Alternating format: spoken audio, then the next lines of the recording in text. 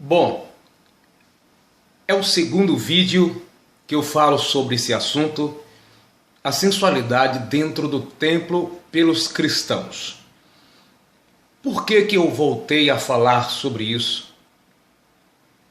Muitos comentários no outro vídeo que eu gravei, que está aí no meu canal, Ministério Ampliando Fronteiras, Ailton Santana, muitos comentários eu li, foi analisado, e isso me trouxe à disposição de falar novamente sobre esse assunto, a segunda edição.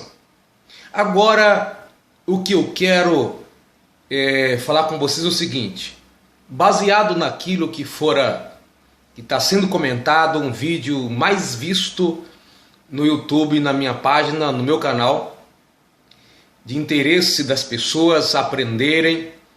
E uma das coisas que me preocupou foi o seguinte: uma pessoa cristã disse que não tinha coragem de levar o seu esposo, que é muito bom para ela, levar o seu esposo à igreja para cultuar com ela, ele não é crente, por causa da vergonha que ela tem pela vestimenta que a igreja onde ela está, as mulheres se vestem. Bom, esta irmã não está sozinha, isso está geral. Pela graça de Deus, é me dada a oportunidade de, às vezes ir às igrejas, ministérios diferentes, pregar a palavra do Senhor. E essa queixa, essa reclamação, por causa disso, é muito crescente. E esta conduta que está se tornando vergonhoso na igreja evangélica, pessoas descrentes estão comentando no vídeo a respeito disso, as pessoas estão achando um absurdo.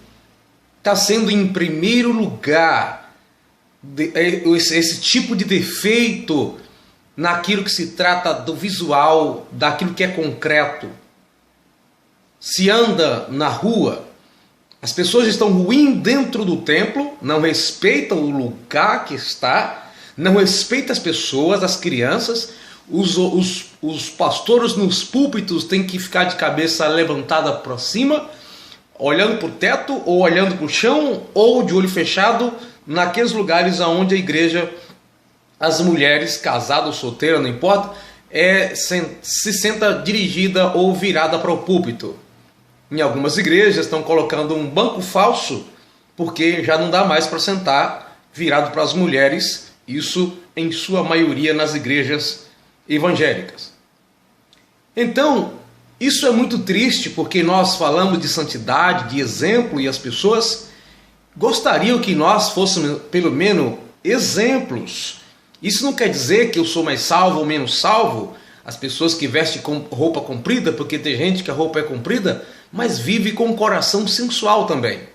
Sabemos que tem homens que não aguentam ver uma mulher, que ele fica levando para o outro lado. Mas o que acontece hoje está sendo considerado uma provocação. Mas de quem é a culpa? Primeiro começa isso na estrutura familiar. Pais que deveriam cuidar dessa situação, auxiliando ao seu pastor a cuidar dessa área, para não envergonhar o evangelho, e muitos pais até defendem a vestimenta que a sua esposa usa e que as filhas dele também usam. Quando chega na igreja, fica muito difícil para um pastor estar se intrometendo nessa área, quando os pais não se incomodam com este comportamento. Segundo lugar, os pastores, muitos deles também têm uma parcela de culpa, porque eles dizem que não quer falar sobre isso, porque é o Espírito Santo que faz a obra e que constrange muito quando fala sobre esse assunto. Mas isso não é verdade, sabe por quê? Porque o Espírito Santo também faz a obra, levando as pessoas a dizimar, ser ofertante, trabalhar, fazer várias outras coisas. E essas outras coisas nós temos a coragem de falar e combater. Por exemplo, falar de dinheiro numa igreja traz muito constrangimento de visitante, até mesmo para a comunidade local. Porque os pastores eles têm coragem de falar sobre isso. Não deveria deixar para o Espírito Santo fazer a obra, mas isso é conveniente a eles. Boa parte dos líderes, não todos, eles não falam, até porque as próprias filhas são as primeiras a andar com roupa de meretrices ou de meretrício, mulheres que vivem na zona da prostituição. Porque o que nós estamos vendo é um comportamento muito parecido com aquele que antigamente só as prostitutas usavam. E a filha usando, a esposa usando, o que ele vai dizer? Sendo assim, é um assunto que não é de uso e costume, está a indecência fere a doutrina, não os usos e costumes da igreja.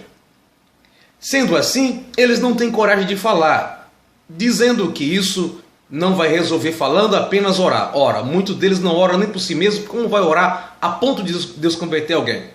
É o Espírito Santo sim que faz a obra, mas usando pessoas para falar.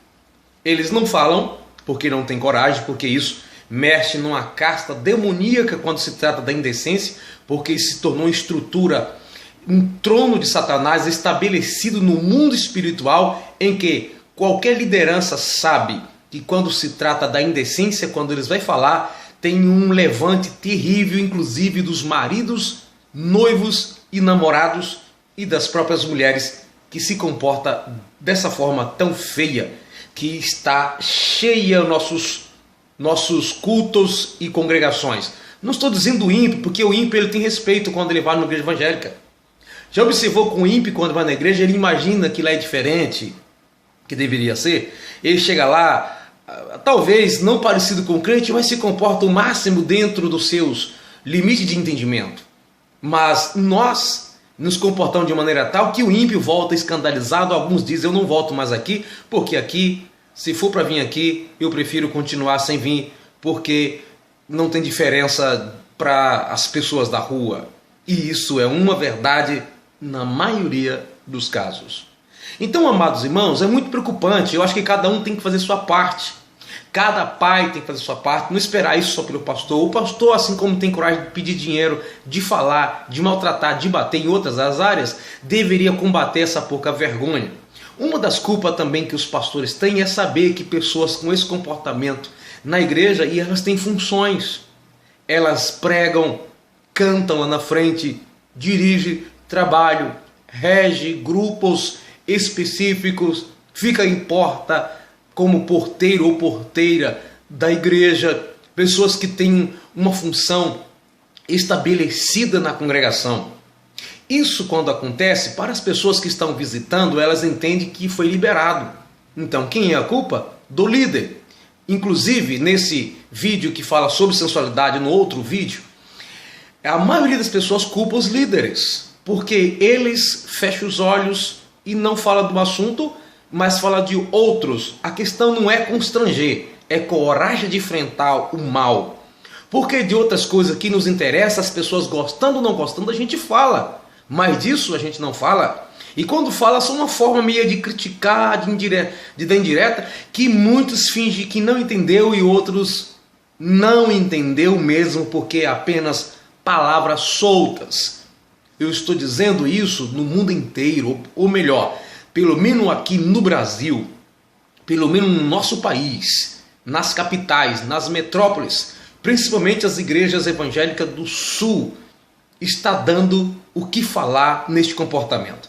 Nós temos muitos pastores que pregam muito bem, que ensinam, que dão palestra, mas eles parece que perderam a visão espiritual, perderam a visão moral, não conseguem detectar as artimanhas do diabo nesta área para perturbar a vida da igreja, a ponto de alguns ímpios ir à igreja interessados em observar essas coisas.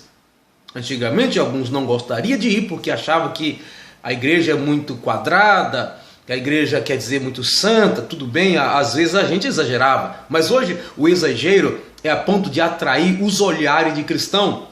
Há poucos dias eu vi no Facebook a filha de uma pastora dirigindo um trabalho, ministrando de mini short. Não estou dizendo de bermuda ou de um short, estou dizendo de mini.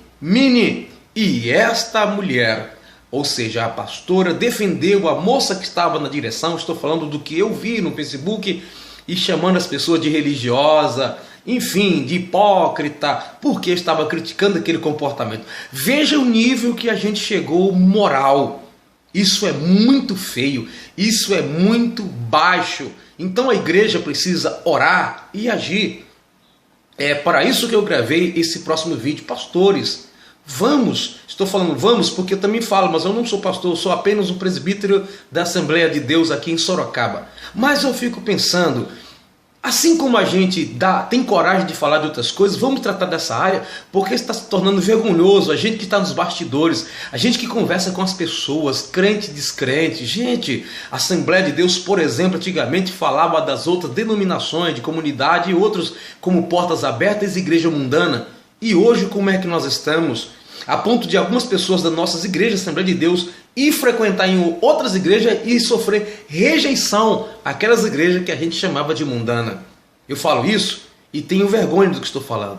Porque às vezes eu vou pregar em outra denominação, em outras igrejas, que às vezes a gente não concorda com algumas coisas, mas pelo menos as pessoas têm postura, compostura, as pessoas têm respeito. Não é só uma questão religiosa, isso também é um problema social, é um problema cultural. A corrupção está deteriorando os corações e a gente chega aos lugares e a gente fica vendo essas coisas a ponto dos ímpios comentarem dizendo: eu não esperava que o cristão se comportaria desse jeito. Então nós, como servo de Deus, precisamos tomar muito cuidado, porque o Espírito Santo habita em nós e como o templo do Espírito Santo, a Bíblia diz que devemos glorificar a Deus tanto no nosso corpo como no nosso espírito.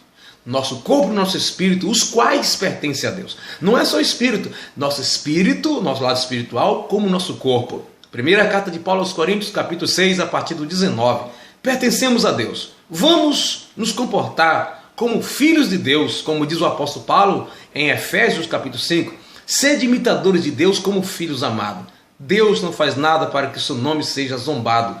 Mas muitas vezes nós dizemos que não temos vergonha do Evangelho, mas o Evangelho está tendo vergonha de nós. Que nós possamos ter o temor do Senhor. Busque a face do Senhor. Vamos juntos fazer a diferença. Deus abençoe.